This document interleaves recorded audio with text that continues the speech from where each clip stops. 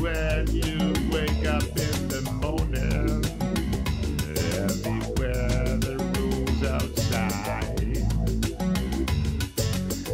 Coming back from distant places, having the universe on your side. Don't let go of good vibration. The following narratives are from men and women who fought for justice within a system where bigotry, racism, and discrimination were used to keep them in their place.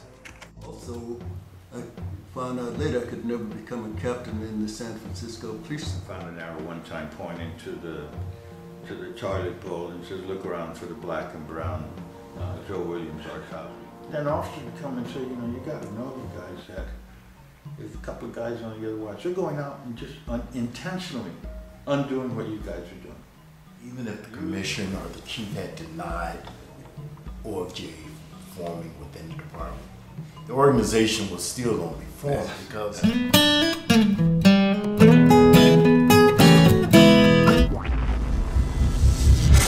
at the demonstration by the black community. Most black officers were either at one station, that was Patrol Station at 20th and... It's a dishonest way to do things. He was saying, well, most Asians don't want to be police officers. They'd rather be accountants and bookkeepers. The OFJ was extremely involved in pushing that concept. And you couldn't ride in certain police cars. You can take what's left over, the unfavorable assignment. And, you know, whatever it is, you know, then you say, "What the hell with it? We'll go to court." And that. The United States Department of Justice had joined the case.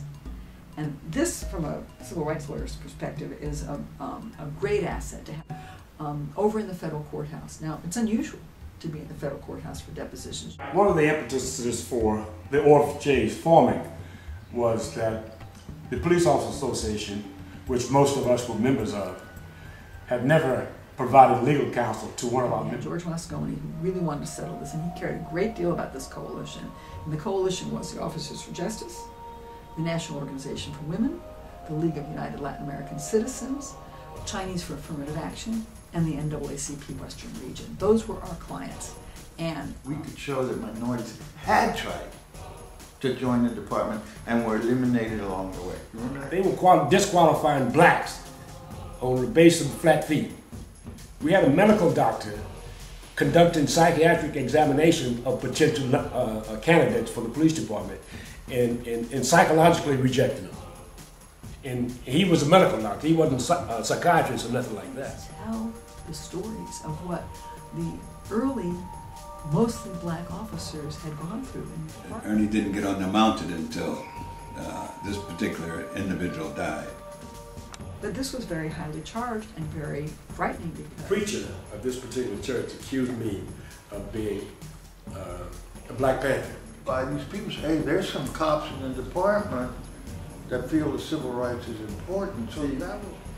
Non-minority people can do stuff and it's just really peculiar to them and you can be excluded.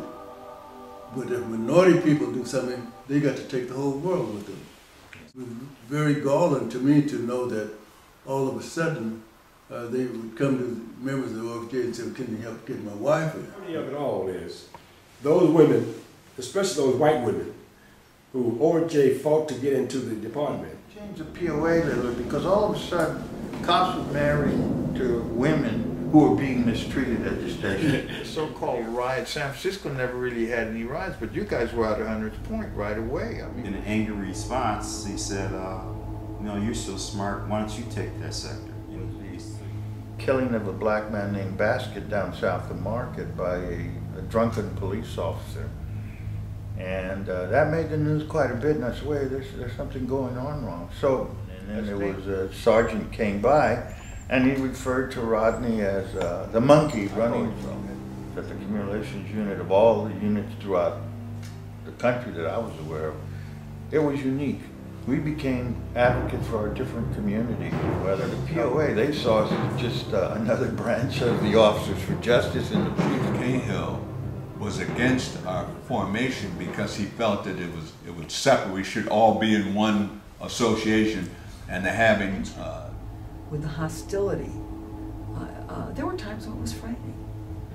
There were times. Your co-workers felt you were an OFJ member. Some of them wouldn't even respond. And obviously, when it came to the black and minority officers, they were sent down there for a longer time. I find out that the problems that we're having or have had in San Francisco as far as black officers, female officers, promotions, and prestigious assignments are the same nationwide. Make presentations to that particular community. And it began to grow and it got very, very popular. And they wrote a recipe of how you can reduce these riots and crime, and we, the community relations was following that, and you were having Frank Jordan was a lieutenant when, and they charged him with implementing the program throughout the city. He came to us first. And that was unusual for a white ranking officer to come and say, I need you guys' help. He wasn't into that. He didn't even want black officers to be riding together in his bus. But that was a disconnect between the police department and community relations. Yeah. Community relations did their thing, and the police department resented everything they did. Just came about because we sued them. The OFJ had to sue them to bring about changes. They didn't go willingly. But we did make great strides and great improvements. It did transform the San Francisco Police Department into a much more diverse department that it is today.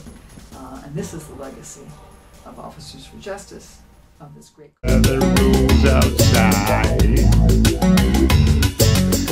coming back from distant places, having the universe on your side.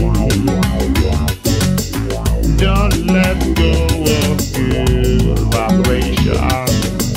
Do your thing, don't apologize. Live your life like contemplation.